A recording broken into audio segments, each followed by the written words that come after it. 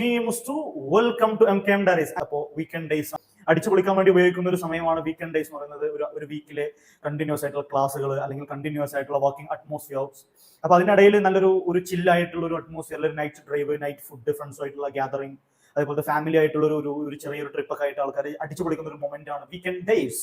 ഇപ്പം കൂടുതൽ ആൾക്കാരും നമ്മുടെ ഉള്ള ആളുകളൊക്കെ കൂടുതലും എന്താണെന്ന് വെച്ചാൽ കോഴിക്കോട് ബീച്ചിൽ, കാലിക്കറ്റ് ബീച്ചിലൊക്കെ പോയിട്ട് അവിടെ ഇങ്ങനെ ഭയങ്കര ചില്ലായിട്ട് ഒരു ഒരു ഐസറി, നല്ല ഉപ്പിലിട്ടത്, അതേപോലെ തന്നെ കല്ലുമ്മക്കായ, പിന്നെ ഗ്രീൻ പീസ്, കോളിഫ്ലവർ പൊരിച്ചത്, അങ്ങനത്തെ കുറെ സെറ്റപ്പുകളൊക്കെ ഉണ്ടാവും. അതേപോലെ മന്തി, അൽഫാം, ഇങ്ങനെയുള്ള സാധനങ്ങളൊക്കെ അടിച്ചു പൊളിച്ച് നല്ല തണുപ്പും കാറ്റും. പിന്നെ മഴ ആയതുകൊണ്ട് ചുമ്മാ കറങ്ങി നടക്കാൻ കുറച്ച് ചടപ്പൊക്കെ ഉണ്ടാവും. ഓക്കെ, അപ്പോൾ ഞാൻ നിങ്ങളോട് പറയുന്നത് വെച്ചാൽ ഒരു സാധനം എന്ന് വെച്ചാൽ, നാട്ടില് ഒരാള് വീട് വെച്ച ആ വീട് വെക്കാൻ മൂപ്പർക്ക് ആയത് 50 ലക്ഷം റുപ്യ. അങ്ങനെ മൂപ്പര് ഗൾഫിൽ പോയ സമയത്ത് എന്ത് ചെയ്തു, മൂപ്പരെ വീട് വാടക കൊടുത്തു. അപ്പോൾ മൂപ്പർക്ക് 5000 റുപ്യ കിട്ടി.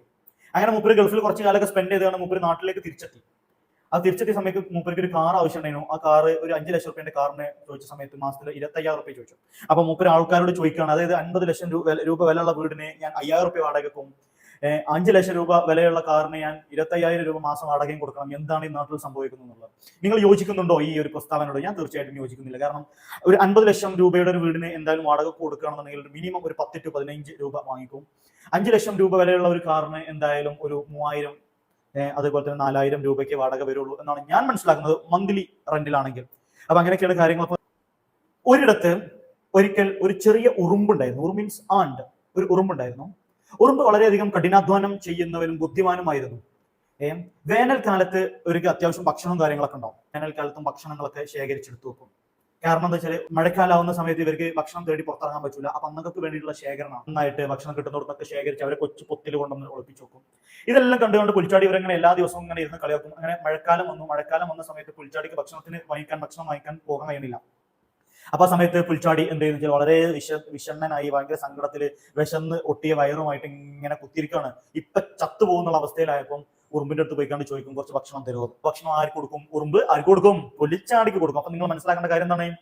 സമ്പത്ത് കാലത്ത് തൈപ്പത്ത് വെച്ചാൽ ആപത്ത് കാലത്ത് ആപത്ത് തിന്നാം, കാപ്പത്ത് തിന്നാം. അങ്ങനെയാണ് കാര്യങ്ങൾ. ഓക്കെ, അപ്പൊ നമ്മൾ എന്ത് ചെയ്യണം? കഠിനാധ്വാനം ചെയ്തുകൊണ്ടിരിക്കണം. അപ്പൊ നമ്മൾ മോറൽ ഇല്ലാത്തൊരു സ്റ്റോറി നമ്മൾ പറയില്ല. എപ്പോഴും ഈ സ്റ്റോറിയിൽ നമുക്കൊരു സാരാംശം ഉണ്ടാവും, ഒരു മോറൽ ഓഫ് ദ സ്റ്റോറി ഇല്ലാത്തൊരു സ്റ്റോറി നമ്മൾ പറയില്ല.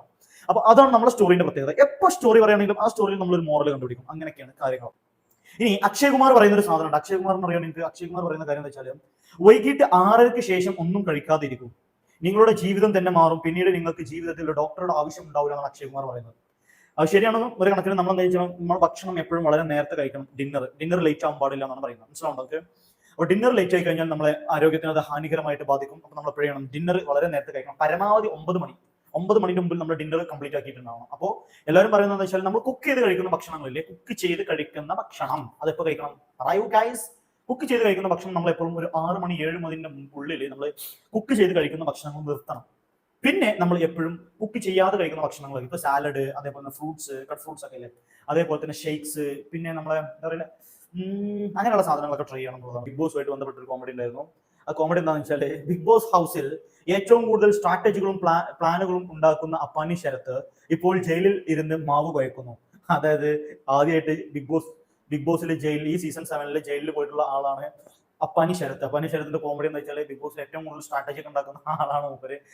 മാത്രമല്ല, ഈ സ്ട്രാറ്റജി ഉണ്ടാക്കുന്ന ആൾ ഈ സ്ട്രാറ്റജിന്റെ ഊക്ക് കാരണം എന്ത് ചെയ്തു, ജയിലിലായി എന്നാണ് പറയുന്നത്. ഓക്കെ, ഇനി നമ്മളെല്ലാവരും എക്സൈറ്റ്മെന്റോട് കൂടി കാത്തു നിന്നിട്ടുള്ള IPL നമ്മുടെ സഞ്ജു സാംസന്റെ കാര്യം എന്തായിട്ടുണ്ട് എന്നുള്ളത് വെച്ച് നോക്കിക്കഴിഞ്ഞാൽ, കഴിഞ്ഞ കുറച്ച് ദിവസങ്ങളായിട്ടുള്ള റൂമർ എന്താണെന്ന് വെച്ചാൽ, സഞ്ജു സാംസൺ രാജസ്ഥാൻ റോയൽസിൽ പോകും എന്നുള്ളൊരു വാർത്തയാണ് ഉള്ളത്. അദ്ദേഹത്തിന് വാങ്ങാൻ താല്പര്യം പ്രകടിപ്പിച്ചിട്ടുള്ള ആൾക്കാർ ചെന്നൈ സൂപ്പർ കിങ്സും അതേപോലെ തന്നെ കൽക്കത്ത നൈറ്റ് റൈഡേഴ്സുമാണ്. ഓക്കെ, അപ്പോ 2023 ജനുവരിയിലാണ് എന്ത് ചെയ്യുന്നത്, രാജസ്ഥാൻ റോയൽസിന്റെ ക്യാപ്റ്റൻ ആയിട്ട് ആര് വരുന്നത്? സഞ്ജു സാംസൺ വരുന്നത്. 2025 സീസണിൽ അദ്ദേഹം, നിങ്ങൾ എല്ലാവരും കളി കണ്ടിട്ടുള്ള എല്ലാവർക്കും അറിയാലോ, സഞ്ജു സാംസൺ മുഴുവൻ കളിക്കാൻ പറ്റിയിട്ടുണ്ടായിരുന്നു. എന്തുകൊണ്ടാണ് കളിക്കാൻ പറ്റാതിരുന്നത്? കാരണം അദ്ദേഹത്തിന് പരിക്ക് പറ്റി. ആ പരിക്ക് പറ്റിയതിന്റെ ശേഷം ടീം മാനേജ്മെന്റ് എടുത്ത് കുറെ പരിപാടികളുണ്ട്. സഞ്ജുവിന് താല്പര്യം ഉണ്ടായിരുന്നില്ല. അപ്പൊ എന്താ വെച്ചാല്, നമ്മൾ അശ്വിനില്ല, രവിചന്ദ്ര അശ്വിൻ ഒരു യൂട്യൂബ് ചാനൽ ഉണ്ട്. അപ്പൊ അതിൽ അവർ പോഡ്കാസ്റ്റും കാര്യങ്ങളൊക്കെ ചെയ്യാറുണ്ട്. അപ്പൊ അതിനകത്ത് എന്താ വെച്ചാൽ, അതിന്റെ പേര് തന്നെ കുട്ടി സ്റ്റോറീസ് വിത്ത് അശ്വിന്റെ ആഷ്. ഓക്കെ, അശ്വിനായിട്ടുള്ള കുട്ടി സ്റ്റോറി എന്നുള്ള ലെവലിലാണ് പരിപാടി എടുത്തത്. അപ്പൊ അതില് എന്താ പറയാ, ചാനലിൽ രാജസ്ഥാൻ റോയൽസ് തനിക്ക് എന്തായിരുന്നു എന്നും അവിടെ ആസ്വദിച്ച ദിവസങ്ങളെ കുറിച്ചൊക്കെ സഞ്ജു സാംസൺ പറയുന്നുണ്ട്. തന്റെ പ്രിയപ്പെട്ട സീസണുകൾ ഏതൊക്കെയെന്ന് സഞ്ജു സാംസൺ വിശദീകരിക്കുന്നു. ഞാൻ നായക സ്ഥാനത്തേക്ക് വരുന്നതിനൊപ്പം കൂടി ലീഡർഷിപ്പിലും മാറ്റം ഉണ്ടായി. അപ്പോൾ സഞ്ജു സാംസൺ ക്യാപ്റ്റനായി വരുന്നതിന്റെ ഒപ്പം തന്നെ അതിന്റെ ലീഡർഷിപ്പ് മൊത്തത്തിൽ മാറുകയുണ്ടായത്. അതോടെ പണം ചെലവഴിക്കാൻ വേണ്ടി തീരുമാനിച്ചു. അപ്പൊ രാജസ്ഥാൻ റോയൽസ് പൊതുവെ പൈസ മുടക്കാൻ മടിയുള്ള കൂട്ടത്തിലാണ്. ഇന്ത്യൻ ടീമിലെ കുറെ മെയിൻ പ്ലേയേഴ്സിനെ കൊണ്ടുവരാൻ രാജസ്ഥാൻ റോയൽസ് തീരുമാനിച്ചു. അങ്ങനെ കൊണ്ടുവന്ന ആൾക്കാരാണ് ആര്? ചാഹല്, അശ്വിന്, അതേപോലുള്ള വലിയ വലിയ താരങ്ങള്. ഇവർക്കിടയിൽ നല്ല ബോണ്ട് ഉണ്ടായിരുന്നു. അദ്ദേഹം അശ്വിന്റെ പോഡ്കാസ്റ്റിൽ പറയുന്നത് നമുക്കിടയിലൊക്കെ നല്ലൊരു ബോണ്ട് ഉണ്ടായിരുന്നല്ലോ. ഓക്കെ, 2022, 2023, 2024 സീസണുകളാണ് എന്റെ IPL കരിയറുകളിൽ ഏറ്റവും മികച്ചത്. നമ്മൾ ചില മത്സരങ്ങൾ കളിച്ചു, ഒന്നിച്ചു പോരാടി, ചില മത്സരങ്ങളിൽ പരാജയപ്പെട്ടു, ഫൈനലിൽ പരാജയപ്പെട്ടു. പക്ഷേ ആ ഒരു ബന്ധം, ആ ഒരു കെട്ടുറപ്പ് ഇനി ഒരിക്കലും ഉണ്ടാവുമെന്ന് എനിക്ക് തോന്നുന്നില്ല. അത് എന്റെ ഓർമ്മയിൽ എപ്പോഴും ഉണ്ടാവും, സഞ്ജു വ്യക്തമാക്കി.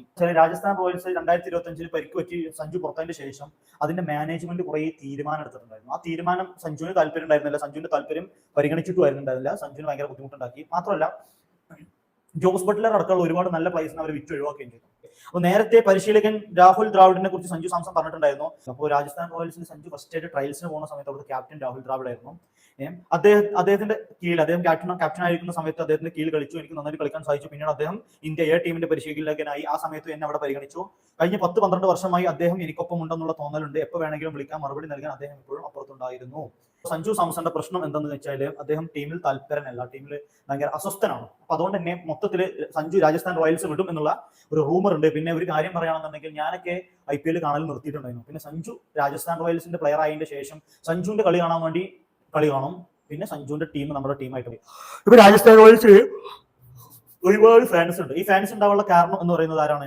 സഞ്ജു സാംസൺ ആണെന്നാണ് ഞാൻ വിശ്വസിക്കുന്നത്. കാരണം സഞ്ജു സാംസൺ കാരണം ഒരുപാട് മലയാളീസ് രാജസ്ഥാൻ റോയൽസിന് ഫാൻസ് ആയിട്ടുണ്ട്. ഇനി സഞ്ജു ടീം മാറുകയാണെങ്കിൽ സ്വാഭാവികമായിട്ടും അവരുടെ ടീം മാറും. അപ്പൊ അത്രേ ഉള്ളൂ. അപ്പോൾ ഇപ്പൊ വളരെ കുറച്ച് താരങ്ങളെ ക്രൗഡ് പുള്ളേഴ്സ് ആയിട്ടുള്ള അതിലൊരാളാണ് സഞ്ജു സാംസൺ. ഓക്കെ, വള എന്ന് പറഞ്ഞിട്ട് ലുക്മാൻ നായകനായിട്ടുള്ള ഒരു പുതിയ പടത്തിന്റെ ടീസർ ഇറങ്ങിയിട്ടുണ്ട്. നിങ്ങൾ എല്ലാവരും കണ്ടിട്ടുണ്ടാവും എന്ന് വിചാരിക്കണം. നല്ലൊരു ടീസറൊക്കെ ആയിട്ടാണ് എനിക്ക് തോന്നിയത്. കുഴപ്പമില്ല. പടം ടീസർ ആണോ ഇനി ഓഡിയോ ആണോ എന്തോന്ന് ഇറങ്ങിയിട്ടുണ്ട് ഇപ്പോൾ. ഓക്കെ, ഇനി ഷെയ്ൻ നിഗത്തിന്റെ ഒരു പടത്തിനെ പറ്റിയാണ് പറയുന്നത്. നവാഗതനായ വീര സംവിധാനം ചെയ്യുന്ന ഷെയ്ൻ നിഗം നായകനാകുന്ന ഹാൽ എന്ന് പറയുന്ന സിനിമയുടെ റിലീസ് അനൗൺസ്മെന്റ് പോസ്റ്റർ പുറത്തിറങ്ങി. സെപ്റ്റംബർ 12 സിനിമയുടെ വേൾഡ് വൈഡ് റിലീസ്. ഷെയ്ൻ നിഗത്തിന്റെ കരിയറിൽ തന്നെ ഏറ്റവും വലിയ ബിഗ് ബഡ്ജറ്റ് മൂവിയാണ് എന്ന് പറയുന്നത് ഹാൽ എന്ന് പറയുന്ന പടം. ഓക്കെ, അതിലെ ഹീറോയിൻ എന്ന് പറയുന്നത് സാക്ഷി വൈദ്യ. ഓക്കെ, ഈ പടം മലയാളത്തിൽ മാത്രമല്ല വരുന്നത്, ഹിന്ദിയിലുണ്ട്, തെലുങ്കിലുണ്ട്, കന്നഡയിലുണ്ട്, തമിഴിലുണ്ട്. ഇങ്ങനെ മൊത്തം 5 ഭാഷകളിലായിട്ടാണ് വരുന്നത്. ഷെയ്ൻ നിഗം 2-3 തമിഴ് പടത്തിലൊക്കെ അഭിനയിച്ചാണ് തമിഴ് മാർക്കറ്റിൽ കുഴപ്പമില്ലാത്ത ഒരു ഫെമിലിയാരിറ്റി ഉണ്ടാക്കിയെടുത്തിട്ടുണ്ട്. അതുകൊണ്ട് തന്നെ തമിഴിൽ കുറച്ച് മാർക്കറ്റ് ഉണ്ടാവും. Keep your smile. എപ്പോഴും നമ്മൾ പോസിറ്റിവിറ്റി വിടാണ്ടിരിക്കുക. നമ്മളെ സ്മൈൽ എന്ന് പറയുന്നത് ചിരിക്കുക. നമ്മുടെ സന്തോഷം എന്ന് പറയുന്നത് നമ്മളെ മാത്രം ആവശ്യമാണ്. ഓക്കെ, അപ്പോൾ നമ്മൾ എപ്പോഴും ചിരിച്ചുകൊണ്ടിരിക്കുക, സന്തോഷിച്ചുകൊണ്ടിരിക്കുക. നമ്മുടെ ജീവിതത്തിൽ എപ്പോഴും സന്തോഷങ്ങൾ ഉണ്ടാവട്ടെ. നമ്മൾക്കും നമ്മുടെ ചുറ്റുള്ള ആളുകൾക്കും എപ്പോഴും ഹാപ്പിനെസ് ഉണ്ടാവട്ടെ. സങ്കടങ്ങളൊക്കെ നമ്മുടെ ജീവിതത്തിൽ നിന്ന് പെട്ടെന്ന് മാറിയിട്ട് എപ്പോഴും നല്ല സന്തോഷകരമായിട്ടുള്ള സാഹചര്യം ഉണ്ടാവട്ടെ എന്ന് ആശംസിക്കുന്നു. അപ്പോൾ okay guys, it's me Mustu. I'm signing off. Okay, thank you.